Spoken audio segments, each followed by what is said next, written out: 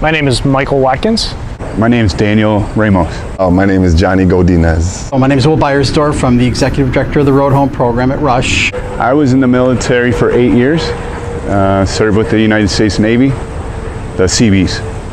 The United States Marine Corps in 1998. I actually served in the Army and the Navy. I served in Operations Desert Storm and Enduring Freedom. So I enlisted in 1995. 2 weeks I had enlisted a year early, but waited through the delayed entry program to go to boot camp until 2 weeks after high school graduation. So I was in 95, and I stayed until August of 2015. Honestly, at first it was just a uniform. I thought it looked really cool, so I was 13 years old. I saw someone walking around in that uniform, and I said, okay, I'll try that out when I graduate, and that's what I did. I was 18 years old.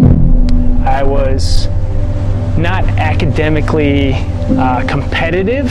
I didn't want to be told by somebody else that I wasn't smart enough to go to college.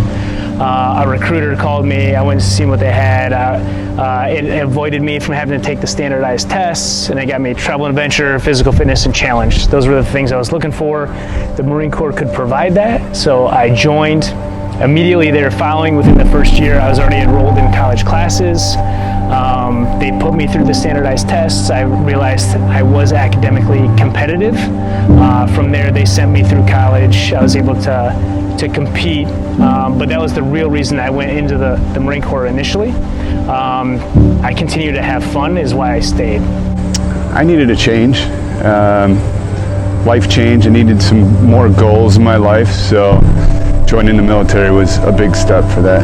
I think basically, after having spent almost 15 years in the military, in reserve and components, I really wanted to give back. I wanted to continue to serve, and so, working at Road Home Program or participating in my American Legion Lodge or other, civic, opportunities, it just kind of helped continue my service, and I think that's really important. When men and women serve in the military, I think over time they realize that they're part of something bigger than themselves, and I think when you leave that, you miss out on some things, right? You feel there's a little bit of a gap, a little bit of a void. So giving back and serving is always been in my blood, especially after serving in the military. I'm the director of the North Branch with Team Rubicon. So what that means is I cover an area from Maine to Virginia out to Kansas and Iowa. So 23 states, 3 protectorates, and about 156,000 volunteers across the nation. 55 of those 1,000 are in the North Branch, which I cover that on. The biggest thing that I learned while I was in the service was patience.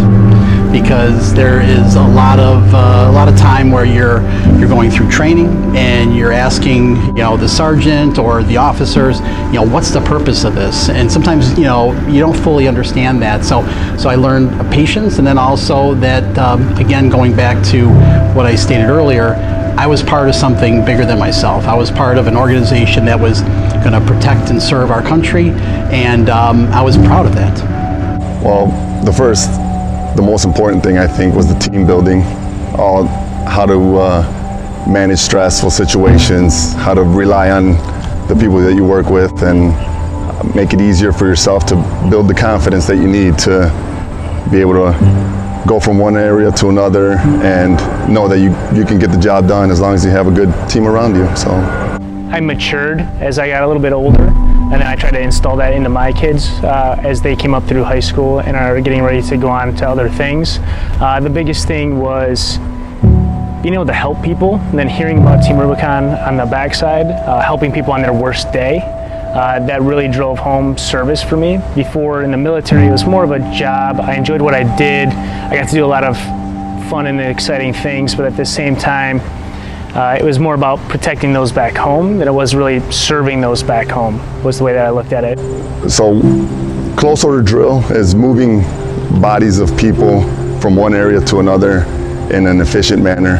So in the military, you learn that, everything from, like your JROTC or anything, you learn facing movements, you learn commands, and everyone in the fire service knows commands that are going to make you do something to look good in one area and move you over to another area and look good. So it's not all work. Sometimes you have We do honor guard commitments, and we'll go, like a partner of mine did the honor guard for the 9/11 tribute. So it's the same thing. I guess what I would tell you and any of the other students, here at Elk Grove High School is that, service above self is really important, and I believe you all realize that, and I hear about all the different projects and initiatives you're doing, not just for veterans, but for the community. I would say continue to do that throughout your life, because giving is so much better than getting.